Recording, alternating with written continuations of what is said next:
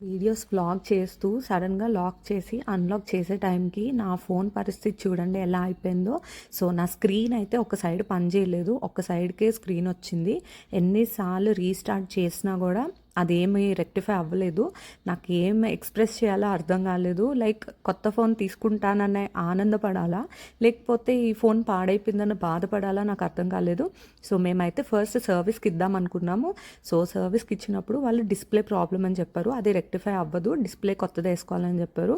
So mister ఏమో లేదు కొత్తదే తీసేసుకుందాం, డిస్ప్లేకి చాలా ప్రైస్ ఎక్కువ, బికాజ్ ఇట్స్ అ ఫ్లిప్ అని అన్నారనమాట.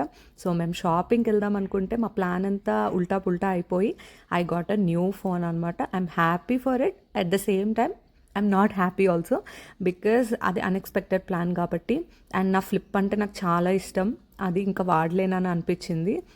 సో అక్కడ నుంచి లంచ్కి వెళ్ళిపోయాము. ఆ హ్యాంపర్ కూడా ఇచ్చారు, ఆ హ్యాంపర్ ఏంటో ఇంటికి వచ్చి అన్బాక్స్ చేశాను.